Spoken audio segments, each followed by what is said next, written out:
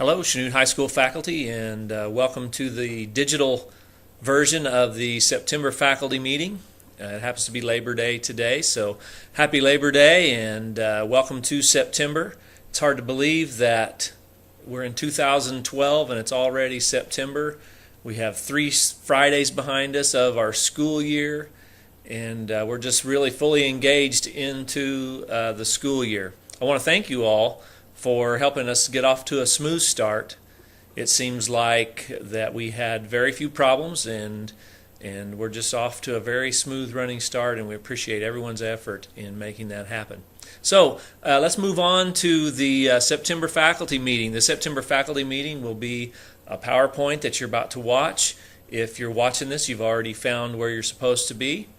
There is a task to complete as a result of the September faculty meeting. It's a very short task, so be sure to follow the directions and make comments as requested for this task. So hope that you enjoy the digital faculty meeting, and maybe not enjoy the faculty meeting so much, but enjoy the fact that we didn't have to sit down and take more time after school.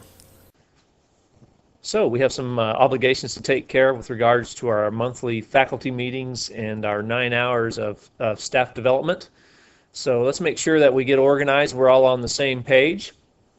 We have 9 hours professional development, as we have the last several years. Of course, it was negotiated in years back. The 9 hours, just for your reference, 9 hours are supposed to be after the contracted school day. Most of the time it doesn't work out that way, but with us doing it digitally, that really comes on down to your decisions and your preference, whether you get that done during planned time or right before or right after school or on your own time later. So that's entirely up to you. But this year's 9 hours staff development's formatted very similar to last year. I know there was a lot of discussion and negotiations, I guess, about it, but I'm really not as familiar with what those were.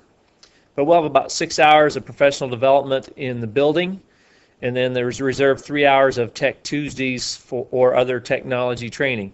Now, some people have asked, if we go here or there, can we count that as our Tech Tuesday? And the answer to that is yes, if it's outside the school day. But we want you to get that approved with administration first. We have some planned meetings then, our monthly faculty meetings. Typically, we're negotiated anyway to have a meeting in September through May. Some of these will be digital meetings, some will be face-to-face. What's negotiated is 1 hour monthly before or after the school day. Most of the time, if you're in a morning meeting, they're pretty limited to around 45 or 50 minutes, and the afternoon meetings very rarely will run a full hour, usually 45 minutes, and sometimes up to an hour. This year we're going to have several different kinds of faculty meetings, just like last year, face-to-face. We might try a flipped meeting just to model the flipped classroom, as some of you are familiar with that, where you would get some information by video or by PowerPoint or something up front, and then we meet face-to-face and talk it over later. And then, like this meeting this month, a digital-only meeting. So the September faculty meeting, we're going to talk about what are positive behavior supports. And some of you asked in our meetings in August about this, and it's been a buzzword for several years now. I think we're honestly a little bit behind in talking about this, but it can be very simple. It can be in a range of simple to complex. But just in a nutshell, in the simplest form, positive behavior supports are school-wide expectations for all students, staff, teachers, and administrators. Simple guidelines or expectation which encompass all rules. Example, when I was coaching, I said, I don't have many rules, but one of those is don't ever embarrass the school, don't ever embarrass yourself, don't ever embarrass your team.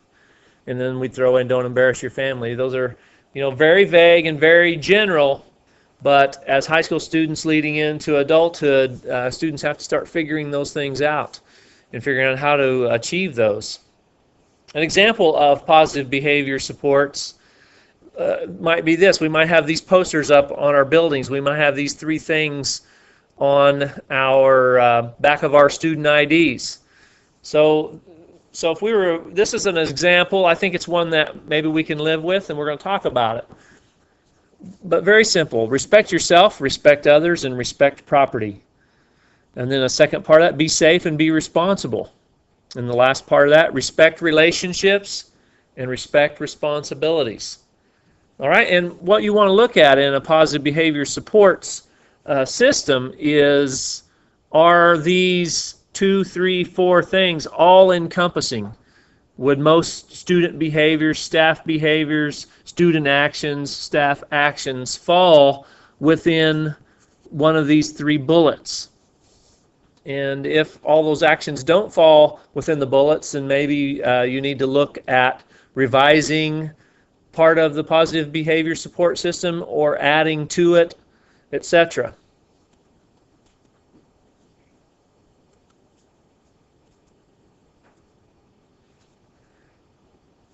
So here's an assignment. I would like you to mull that over a little bit. And this is your to-do task for the September faculty meeting.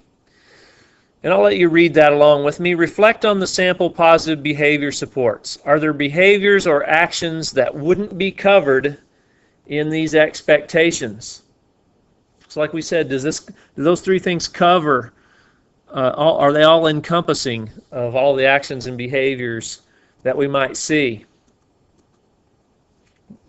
And so I'll go back to those. Respect yourself, respect others, respect property, be safe, be responsible. And so all the things that would, come under the heading of breaking the law would be under be safe and be responsible. All those things, backing up a bullet, all those things that we talk about, harassment, bullying, dress code, they could fall under respect yourself, respect others. A general elementary rule is keep your hands and feet to yourself, those kind of things. Respect property.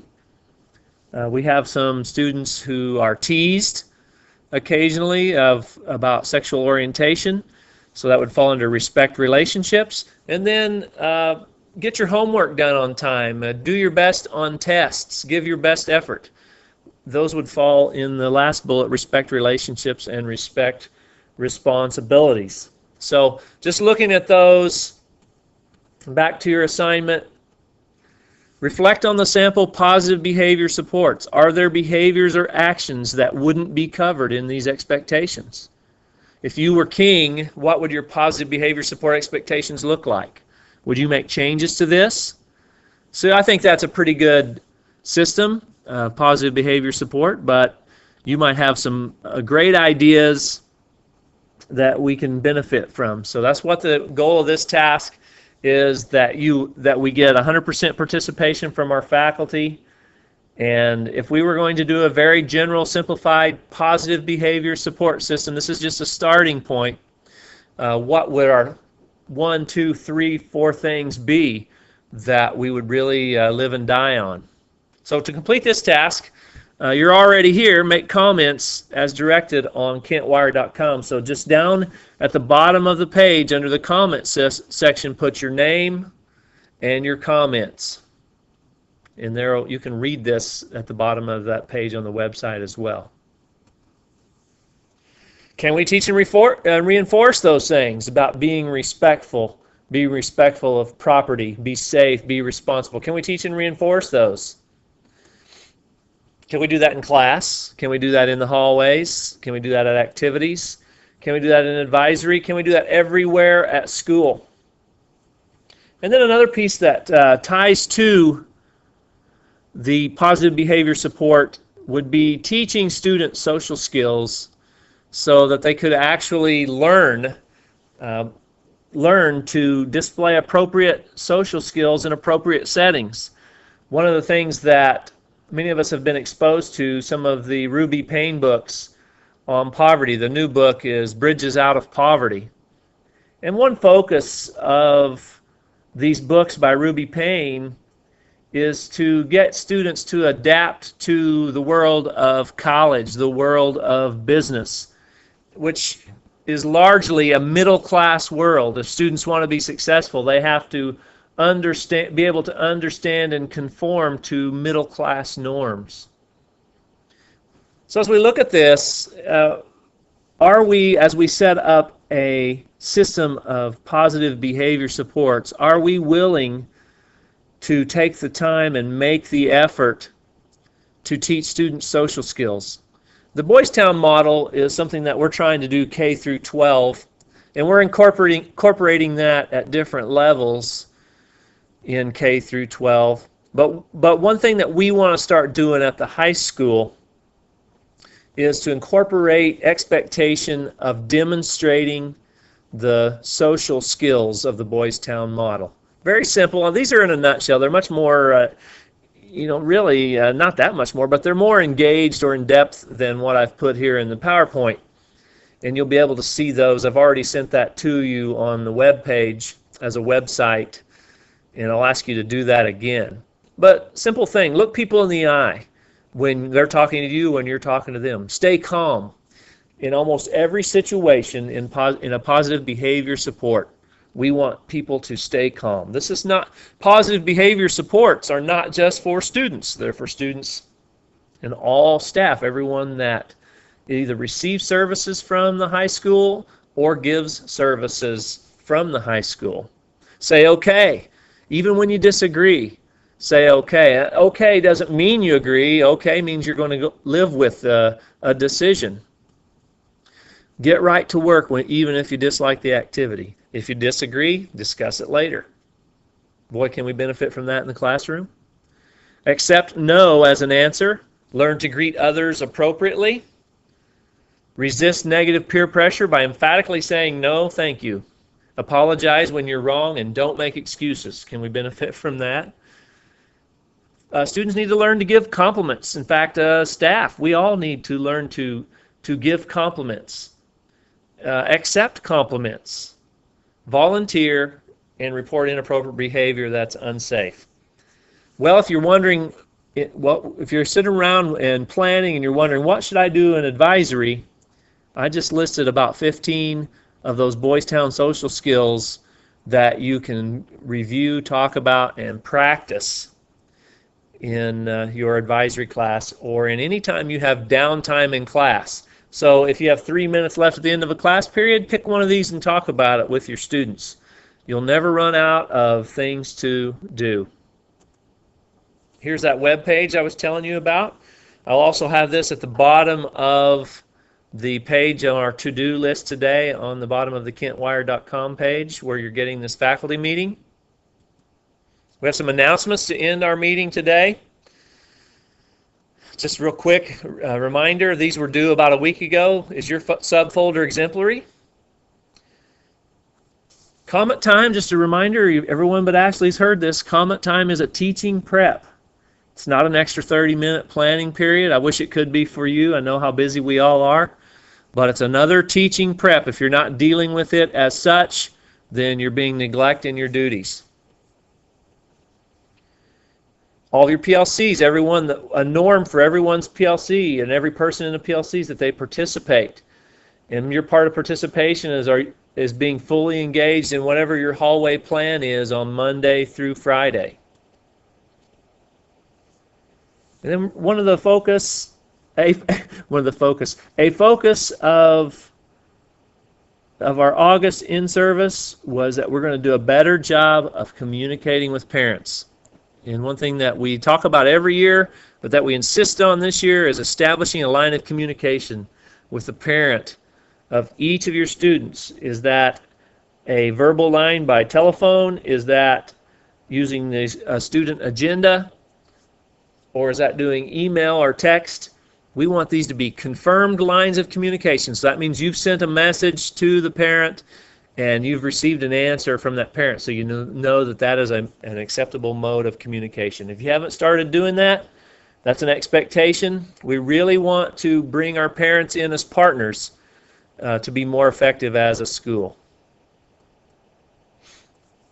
And then a Dr. Hardy emphasis, as you're all aware of, and of course a great practice, checking for understanding as you do your lesson planning. Do your plans provide multiple checks for understanding, not just one check at the end of the hour, but multiple checks for understanding? And Dr. Dye has talked in the past about chunking. You give a chunk of information, check for understanding. And we do that, we talk about that all the time with our questioning skills of whether that's stand up, sit down, thumbs up, thumbs down, fist to 5, think on your own, choral response, on your own, turn to your neighbor, think, pair, share. Whatever those are, practice those, incorporate those in the planning process so that that comes out in the actual action of the class. Do your lesson plans always require students to actively participate? If a student could sit down in class and veg for much of, part of, or any of the class period, then your lesson planning needs to be examined and from the lens of, am I providing students an expectation that they have to actively participate in my class?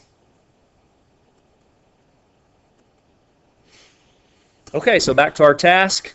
To finish this faculty meeting, be sure to complete your faculty meeting task at the bottom of the September faculty meeting page.